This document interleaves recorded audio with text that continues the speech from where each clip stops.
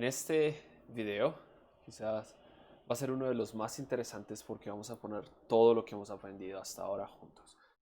Estamos con una breve introducción de los modelos, pasamos por las herramientas que en este caso eran Python y sus librerías, luego fuimos a aprender a generar números aleatorios y cómo podrían utilizarlos, hemos aprendido sobre el algoritmo de Metropolis Hastings y luego un poquito del teorema de Bayes y la inferencia viene ahora. Ahora sí podemos poner todas esas piezas juntas que fueron los fundamentos para llegar a, por ejemplo, un ejemplo bastante interesante.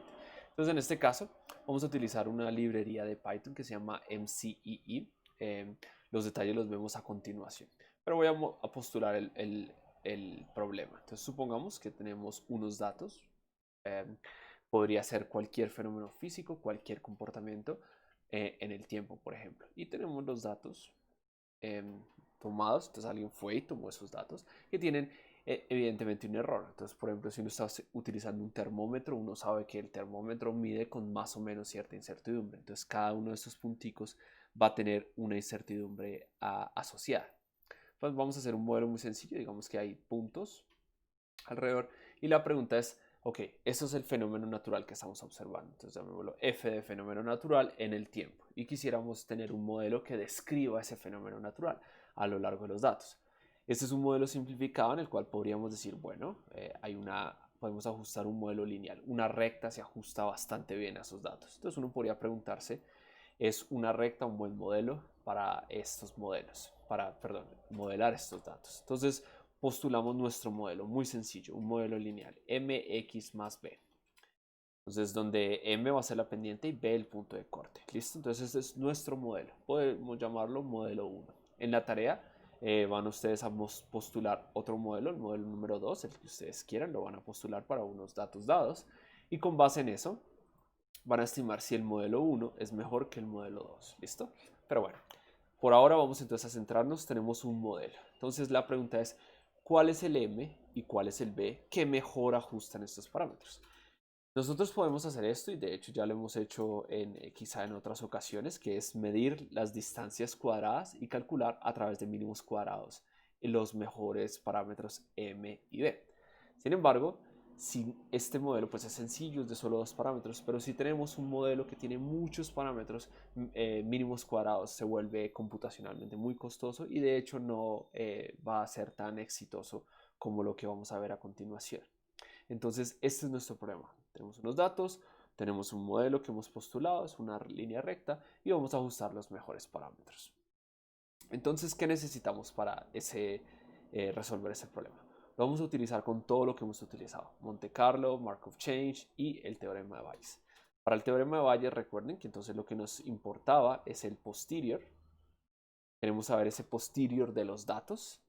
Entonces va a ser proporcional a ese likelihood que habíamos estudiado antes, multiplicado por el prior. Entonces voy a empezar por lo fácil. Vamos a asumir el prior. Entonces vamos a decir, bueno, vamos a estimar m y el parámetro b. Entonces podemos decir, bueno, m va a estar dado entre, qué sé yo, menos 10 y un cierto valor, digamos 10. Y lo mismo para b, podríamos también asumir menos 10 y está dado entre 10. Entonces recuerden que el prior tiene que ver con toda esa información que conocemos antes de realizar el experimento o las observaciones. Ahora la pregunta interesante es qué es el likelihood en este contexto para la estimación de parámetros. Entonces el likelihood lo podemos asumir de la siguiente manera, al estilo del g cuadrado. Entonces si yo tengo un likelihood que va a ser una función que entonces va a tener en cuenta los datos, las observaciones, vamos a estimarlas a través de pues, el x, que es la función que vamos a evaluar, un cierto error que siempre vamos a tener en cuenta y los parámetros de nuestro modelo. Entonces este va a ser nuestro likelihood, que depende de estos parámetros. Ahora, ese likelihood lo vamos a escribir de la siguiente manera, como una constante e a la menos g cuadrado sobre un error en particular. Entonces uno podría hacerlo cuidadosamente 2pi por, digamos, un sigma cuadrado. Entonces, recuerden que todas estas constantes, pues a la larga no van a cambiar la estructura de la forma, salvo pues el sigma. 2pi lo pongo por completez. ¿Y qué sería este ji cuadrado? Entonces, que no es x, en este caso esto es un ji cuadrado. Entonces vamos a construir ese ji cuadrado de esta manera. Entonces, uno puede construirlo al hacer, por ejemplo, la sumatoria de desde 1 hasta todos los datos que hayamos tomado, comparando nuestro modelo. Entonces, por ejemplo, nuestra observación es yn menos nuestro modelo, que es evaluado en el parámetro n, en el punto n, perdón, menos b. Lo elevamos al cuadrado y dividimos entre un cierto sigma cuadrado. Entonces aquí habría una constante, la vamos a poner acá de una vez, menos un medio, y estaríamos escribiendo toda esta parte de acá. Entonces noten qué es lo que estamos haciendo. Muy al estilo de mínimos cuadrados, estamos comparando la distancia. Lo que nosotros estamos construyendo es una función de probabilidad en la cual estamos midiendo qué tan bueno es nuestro modelo, es decir, esta parte es nuestro modelo, versus los datos. Noten que es para cada punto, es decir, es como si se estuviera haciendo punto a punto. Tenemos acá un x, en este caso es un t, un x sub 1, y esto tiene una observación asociada y sub 1 con un error en particular. Ese error es el que está encapsulado en ese sigma. Recuerden que puede ser constante, puede ser el error en nuestra medición del termómetro, o cada parámetro puede tener su propio error. Entonces miren cuál es el objetivo acá. Al estilo de mínimos cuadrados, lo que queremos es minimizar esto. ¿Por qué? Porque siempre que esto dé 0, pues quiere decir que nuestro modelo está ajustando perfectamente los datos. Pero cuando este número es muy grande, este ji cuadrado es muy grande y entonces no estamos cerca de los modelos. Pero noten cómo lo construimos. Lo construimos en una exponencial. Es e a la ji cuadrado sobre 2 y un error. Eso quiere decir que cuando estamos muy bien, esto se hace e a la 0. Es decir, el error es 0, es nuestro modelo versus menos el dato. Está 0. Esto es e a la 0, esto es un 1. Estamos encontrando un máximo de esta función. Pero a medida que eso empieza a ser grande, es una exponencial, está decayendo. Entonces lo que nosotros queremos encontrar es dónde es la máxima en los picos de esta distribución. ¿Listo?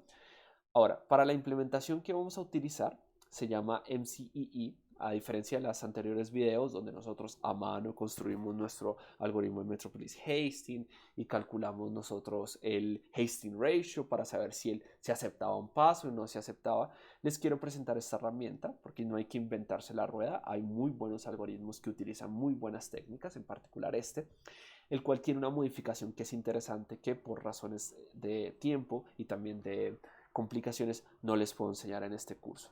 Lo que ocurre es lo siguiente, volvamos a nuestro caballito de Troya, nuestra gaussiana. Entonces uno empezaba, recuerden, en un cierto punto, x0, y proponíamos un paso. Entonces decíamos, bueno, me muevo acá, se aceptaba porque es de mayor probabilidad. El punto interesante es qué pasa cuando propongo un paso en el que es de menor probabilidad. Recuerden que lo que estamos haciendo ahora, como construimos todo, lo estamos poniendo todas las piezas juntas, estamos tratando de encontrar el máximo de esta distribución. Es decir, donde los parámetros son los mejores parámetros que minimizan este ji cuadrado. ¿Listo? Entonces, volviendo acá, teníamos esto y esto lo hacíamos secuencial, construyendo una cadena de Markov. Empezamos en x0, luego x1, luego x2, y esperábamos que esta secuencia de números lleguen al punto invariante, es decir, lo que nos interesa, y nos den las propiedades estadísticas de esta distribución. En particular, para este caso, ¿cuál va a ser? El máximo va a ser donde están la mejor combinación de parámetros m y b. ¿Listo? Entonces, en ese sentido, construimos una cadena. Lo interesante de esta aplicación que se llama Ensemble es que tiene caminadores, o como lo van a ver en la documentación en inglés, walkers. Y lo que ocurre es lo siguiente. Nosotros vamos a correr varias cadenas de Markov, entonces ahora vamos a tener x1, 1, 1, pero también vamos a correr un x2, x1, 2, etcétera, etcétera. Y es como si nosotros en vez de soltar una hormiguita, soltáramos varias hormiguitas que empiezan a explorar. Y lo interesante es que de manera adecuada, se llama una parametrización afín, se van a comunicar entre ellos a decir dónde está mejor. Entonces lo que hace esto es correr cadenas en forma de caminadores sobre toda esta región.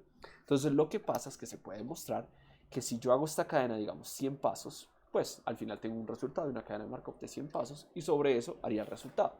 Pero recuerden que entre más corra yo, pues más garantizo que llegaría al punto invariante. Eso habría que verlo también con detalle. Pero lo interesante es que cada vez que tenemos que evaluar, miren que es relativamente computacionalmente costoso. Yo tengo que proponer un nuevo M, un nuevo B, preguntarme si es ajusta y calcular esto, el g cuadrado, venir acá y compararlo al estilo del teorema de Bayes como lo hemos visto. Entonces cada evaluación del likelihood tiene su tiempo. Entonces, supongamos, este no es el caso, pero para modelos muy complicados puede que esa evaluación tome segundos. O sea que miren que esa evaluación más el resto de operaciones pues va a tomar tiempo. La gracia de este tipo de implementaciones de las cadenas de Markov y las simulaciones es que podemos hacer varias al paralelo. ¿Por qué? Porque nuestros computadores hoy en día tienen varios núcleos. Entonces la gracia de esto es que, por ejemplo, yo podría correr, digamos que esto se toma 100 segundos y la otra pues también se tomaría 100 segundos. Pero lo bueno es que si hago esto, lo puedo hacer en dos núcleos y a la larga corrí como si fueran una cadena de tamaño 200, pero la corrí en 100 segundos. Entonces es porque este tipo de implementaciones es susceptible a ponerse en cada núcleo. Entonces, cuando uno hace estas implementaciones, el algoritmo es capaz de utilizar diferentes CPUs. Por eso los motiva que para los problemas reales, ahora sí de ciencia que quieran atacar, pues no inventen la rueda, ya hay muy buenos algoritmos. Pero lo interesante es que todo lo que hemos visto en el curso hasta ahora nos permiten que esa rueda o que ese algoritmo ya inventado no sea una caja negra, es decir, ustedes saben exactamente qué está haciendo cada cosa y los detalles pues van a depender. Entonces, este MCE Hammer lo que hace es un ensamble de caminadores que van a recorrer la superficie en un menor tiempo y a la larga nos permite tener una corrida mucho más larga. ¿Listo? Entonces volvamos, antes de pasar a la simulación y este ejemplo que en mi opinión es el quizá de los más interesantes de todo el curso. Vamos a ajustar parámetros M y B de un modelo dado unos datos. Esos datos los vamos a hacer sintéticos. Entonces yo voy a postular un M, entonces le vamos a llamar el M real, que va a ser un número. Yo voy a postular un B, que también va a ser el real. Entonces estos números son los reales. Y ahora lo que vamos a hacer es ponerle un poquito de ruido, como para simular una medición en el computador y luego estimamos los parámetros. ¿Por qué es tan importante este ejemplo? Porque nosotros tenemos control total de la respuesta, es decir, nosotros supimos cuál fue la ley natural, porque estamos jugando ahora a ser Dios, generamos los datos, luego un modelo. Entonces, esta pregunta tiene respuesta porque nosotros generamos los números sabiendo cuál era la ley. Entonces, noten que este es un caso muy bueno en el que los vamos a generar con una y igual a mx más b con una recta, les ponemos ruido de tal manera que no queden perfectos sobre esa recta y luego ajustamos la mejor recta. Entonces conocemos el resultado. ¿Listo? Entonces vamos a hacer la implementación. Como siempre, cargamos nuestras librerías. Voy a fijar la semilla de esta manera para que podamos reproducir todos en sus computadores el mismo ejemplo. Recuerden que este ejemplo está modificado de la documentación de MCEE, es una versión simplificada que adapté para esta clase para tener los conceptos básicos. Si ustedes quieren una versión que es un poquito más complicada, donde el likelihood incluye un error en el sigma también, es más interesante, lo pueden ver en esta línea. Entonces este ejemplo es adaptado de la documentación de esta librería. ¿Listo? Entonces esto era lo que les decía. Voy a escoger un M y un B, que son los parámetros verdaderos y vamos a generar 50 puntos. Hagan de cuenta que son las observaciones en la naturaleza. Y a cada punto les vamos a poner un ruido aleatorio, un error. Entonces ¿cómo construyo mx más b?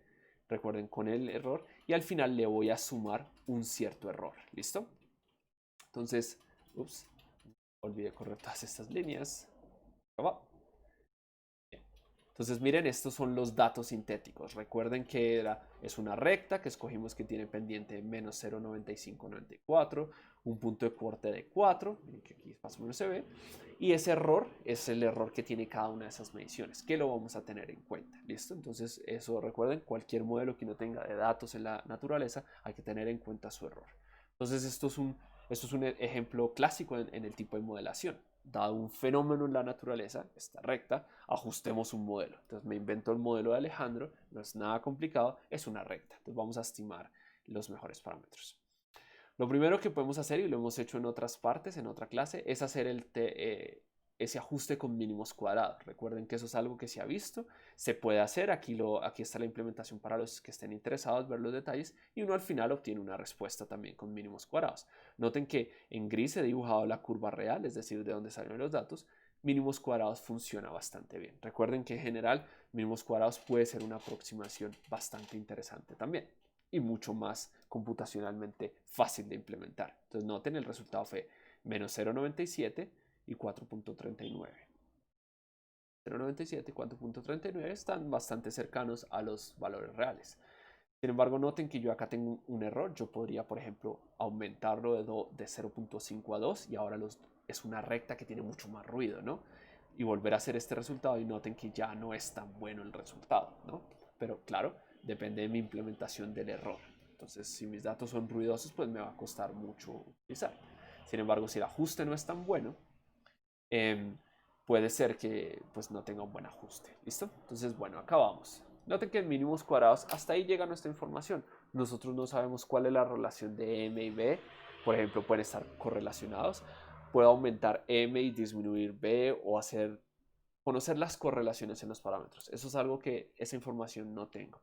Y también recuerden que en este caso es muy sencillo, son solo dos parámetros, por lo tanto mínimos cuadrados funciona bastante bien. Pero recuerden, es nuestro primer ejemplo en el que ponemos todo junto para estimar parámetros. Entonces, ¿qué necesitamos? Construir un likelihood. Entonces, aquí estábamos, les dije, vamos a construirlo de esta forma. El dato que tenemos menos nuestro modelo.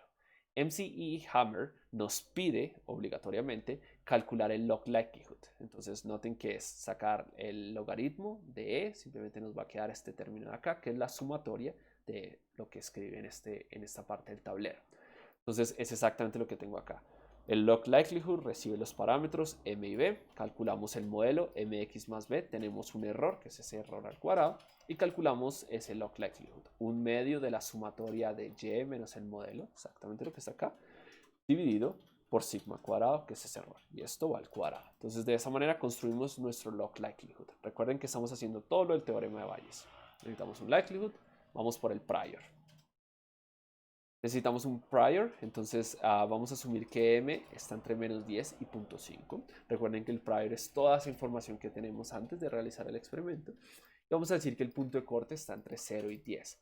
Noten esta implementación tan interesante, y es que es un prior plano, es decir, le estamos dando la misma probabilidad a todos los números que están entre menos 10 y 0.5 para el parámetro m, entre 0 y 10 para el parámetro b, y cualquier número que esté por fuera tiene soporte 0. Entonces, como estamos calculando el log likelihood, es decir, el logaritmo, noten que entonces tenemos 0 y menos infinito.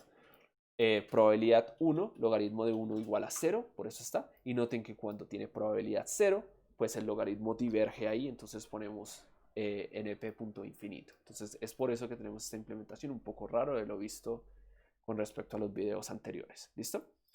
Tenemos el likelihood, tenemos el prior, que podemos construir el posterior, que va a ser, no es otra cosa que tener el prior multiplicado por el likelihood, pero como estamos calculando el log prior, va a terminar siendo la suma. Entonces va a ser la suma del prior más el likelihood, ¿verdad? Porque estamos calculando log likelihood.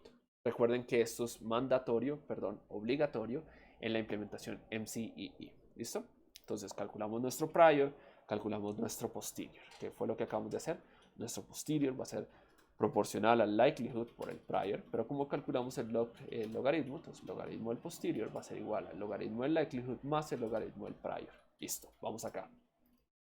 Traemos esta librería que es bastante fácil de instalar en la versión de Anaconda o desde la página web de ellos. Es muy sencilla, se instala. ¿Listo? Entonces lo que necesitamos es empezar, como habíamos hablado antes, en algún lugar. Necesitamos una semilla. Entonces, recuerden que les dije que esta implementación tiene varios caminadores. Entonces van a ser varias semillas las que necesitamos. Vamos a correrlo por razones del ejemplo, siguiendo el ejemplo. 32 caminadores. ¿Listo? Y les vamos a decir que ellos empiecen en menos 1.5 para el m y 2. Recuerde que estamos un poquito lejos de la respuesta. Estamos escogiendo menos 1.5 y 2. Entonces no estamos empezando justo en la respuesta. Entonces aquí está. Y esa va a ser donde quiero que empiecen. Pero como son 32, lo que voy a hacer es generar números aleatorios para cada una de estas variables para empezar un poquito alejado. O sea, no todos empiezan en la misma parte. ¿Listo? Entonces todos la solución están cercanos. Hagan de cuenta que el punto menos 1.52 lo estoy como modificando de diferentes formas para que cada caminador empiece en diferentes partes. ¿Listo? Y con eso entonces voy a decir que el posterior tiene una forma de 2 dimensiones, porque queremos explorar 2 parámetros, y tenemos 32 walkers, caminadores, ¿listo? Y fíjense que esta implementación es todo lo que hay que hacer. MCE.ensambler, le digo, tenemos 32 walkers en 2 dimensiones, le pasamos la función que escribimos, que es el log probability, que involucra el prior y el likelihood. Le decimos que los argumentos son X y Y, es decir, cada uno de esos puntos con lo que se había medido y un error. Con eso inicializamos el sampler y luego le decimos corra una simulación MCMC. Entonces lo que va a hacer es ir corriendo con condiciones iniciales donde estaban esos walkers. Le vamos a decir que corra 5000 veces. Recuerden que es un algoritmo que estamos iterando. Y acá le decimos que nos muestre el progreso para que yo sepa que el computador está haciendo algo. Miren que esto es interesante. Estamos haciendo 5000 evaluaciones de todas estas operaciones. Lo está haciendo relativamente rápido, pero además noten que lo está haciendo 5000 por 32 veces, porque tenemos bastantes walkers. ¿Listo? Ha acabado. Entonces uno podría decir, bueno, recuerden que son cadenas de Markov para cada parámetro. Es decir, cada parámetro empieza en un parámetro. Digamos, M empezó en ¿qué? En menos 1.5, se mueve un poquito, me pregunto, ¿es mejor, es peor? Va evaluando esto, lo que queremos encontrar es el máximo de esta distribución, lo que mejor ajusta nuestros datos. Entonces podemos graficar nuestra cadena. Entonces noten que empezamos, por ejemplo, en B habíamos empezado en 2, creo. Y miren que rápidamente, en 5000 evoluciones, encuentra algo cercano a 4. O sea que todas las caminadores empiezan a hablar, dicen, no, mire, aquí vamos bien, aquí está bien, aquí no me gusta, rechazo. Recuerden que es un algoritmo que el rechazo es fundamental para que esto funcione. Lo mismo pasa para M. Yo empecé en menos 1.5 y noten que exploró y dijo, no, me quedo cercano a 1. Y esa es la cadena. Aquí no nos queda tan fácil ver esa exploración porque realmente está muy cerquita en esa banda. Pero en esencia los caminadores fueron bastante por ahí, les gustó y exploraron. Quizá no exploraron mucho porque puede ser que realmente los otros lugares no eran tan buenos. Ahora yo tengo un resultado que son 32 cadenas de tamaño 5000 cada una. Lo que hago en este comando es que me muestre una sola. Entonces ahora volví 32 por 5000, nos da un tamaño gigante de cadena. O sea, fíjense que esta simulación se hizo por 160.000 y tenemos esos dos parámetros. Ahora, algo importantísimo que también quiero mostrar en este ejemplo es entender los resultados. Noten que hasta aquí podríamos haber acabado y decir, listo, calculemos el promedio de B, el promedio de M y estimemos el mejor resultado. Pero acá tenemos una ganancia a diferencia de mínimos cuadrados. Y la ganancia es la siguiente. Yo puedo entender a partir de gráficos cómo se comportan esas variables. Entonces, existe otra librería que también deben instalar por aparte que se llama Corner, que nos va a hacer unos gráficos famosos que les voy a mostrar a continuación. Muy fáciles de hacer, solamente le paso la cadena una vez ya no está dividida en el número de walkers, sino en total. Los labels son los que teníamos, M y B, las etiquetas, y le estoy diciendo que me grafique las líneas en las verdades, es decir, lo que nosotros sí conocíamos. Entonces noten que B estaba en menos 4, en 4 punto algo, y M tenía un valor cercano a 0.9. Entonces esta es la verdad. Pero noten lo siguiente, lo que estamos viendo acá es un corner plot, una figura de esquina que tiene lo siguiente. Si ustedes ven este panel en la diagonal, siempre en el corner plot van a encontrar lo que se conoce como la marginalización de ese parámetro, es decir, solo la información del parámetro M. Entonces noten que uno podría decir, ok, esa es la distribución después de este experimento del parámetro M. Y lo mismo pasa con el de B, se lee de abajo hacia arriba. Pero lo interesante están las covarianzas, en analizar el parámetro B versus M. Entonces noten que la cadena empezó, ¿dónde? Como en 1.5 y 2, ¿se acuerdan? Como por acá. Y miren que empiezan a explorar varias partes, pero realmente cerca a la respuesta es donde más veces estuvo. Lo que estamos viendo es que existe, por ejemplo, una correlación un poquito. Yo pude haber escogido un B más abajo, como por ejemplo en 3, y un M en 0.8. Entonces noten que nos está mostrando la información de la covarianza. Entonces aquí uno puede entender, como este modelo es tan sencillo, pues queda difícil verlo acá. Pero nosotros podríamos tener un modelo con 17 parámetros e ir y ver cómo interactúan esos parámetros. ¿Listo? Entonces eso nos sirve por un lado. Uno podría ver, déjenme ver si encuentro acá rápidamente experimental. un ejemplo en el cual con unos colegas hicimos una de estas simulaciones donde hay muchos más parámetros. Es un physical review esto tiene que ver con astrofísica, pero lo que quiero mostrarles acá es que estos gráficos son bastante utilizados, porque miren que cuando uno hace estas simulaciones, al final obtiene resultados de nuestro modelo, que en este caso tiene 5 parámetros, y nos permite entender correlaciones, como por ejemplo uno dice, ok, noten que este epsilon, sea lo que sea, y este i, tienen este tipo de correlación, es decir, igualmente favorable escoger un epsilon de 0.7, pero bajo el parámetro i. Sin embargo, donde estuvo el pico es acá, y lo puedo ver para todos los parámetros, como por ejemplo ver m y r están correlacionados de otra forma. Y otra vez, en las diagonales veo la marginalización. Entonces, por ejemplo, me doy cuenta que si yo empecé con un con un prior que era plano, no aprendí nada de este parámetro, lo cual no ocurrió en nuestra simulación. Noten que nosotros empezamos con cero o con muy poca información diciendo m está entre menos 10 y 0.5, pero noten que al final de la simulación hemos aprendido un montón. Es decir, pasamos de tener información de ser plana a una gaussiana que tiene un pico bien definido. Entonces ahí se gana información. En este experimento que hicimos acá no se gana información. Entonces, fíjense que todo eso se puede garantizar. Todas estas simulaciones al estilo Monte Carlo nos sirven por incluso, por ejemplo, calcular cuántos bits de información gana uno al hacer una simulación de este estilo para estimar parámetros. Y eso nos permite entender nuestros modelos. Entonces uno sabe que, por ejemplo, epsilon e i están correlacionados. Entonces uno dice, si mido muy bien i, me va a costar medir el otro porque tienen ciertas relaciones. Y todo eso es lo que ganamos al hacer este tipo de simulación. ¿Listo? Entonces, ganancia número 2, podemos visualizar los datos porque tenemos una cadena que nos genera estos histogramas en 2 dimensiones. Las diagonales tienen el histograma de una sola dimensión. Ahora, lo que nosotros podemos hacer es ver todos los resultados que se generaron porque tenemos una cadena. Entonces miren que esos eran los datos con los que empezamos.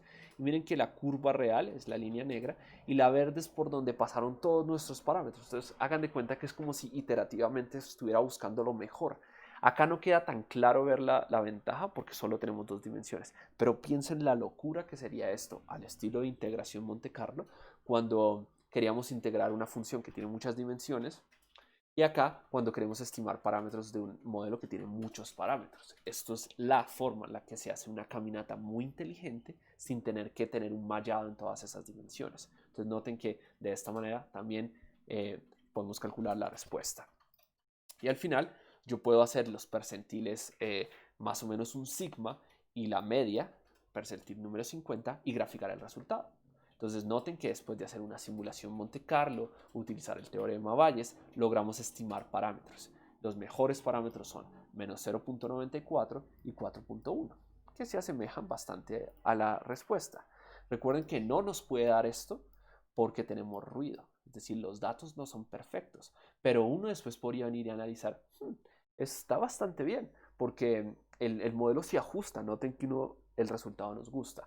Lo habíamos visto en mínimos cuadrados, pero acá ganamos mucha más información al hacer esta simulación Monte Carlo. ¿Bien? Entonces, en este video hemos puesto como todas las piezas juntas del rompecabezas, todo el tiempo que llevamos estudiando Python, números aleatorios, el algoritmo de Metropolis Hastings, el teorema de Bayes y todo. Ustedes dirán, no, todo eso se veía como una esquizofrenia académica. Pues bien, vimos que si ponemos todas las herramientas juntas, construimos un buen likelihood, podemos estimar parámetros.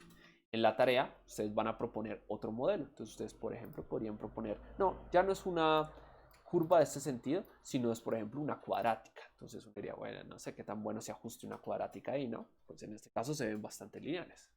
¿Por qué se ven bastante lineales? Porque los construimos con una línea, ¿listo? Entonces, todo esto es fácil modificable. Los invito a que estudien la documentación de MCE Hammer. Acá está el link que les dejo en este notebook para que ustedes estudien y van a ver que pueden ganar bastante información poniendo ahora sí todas las piezas juntas.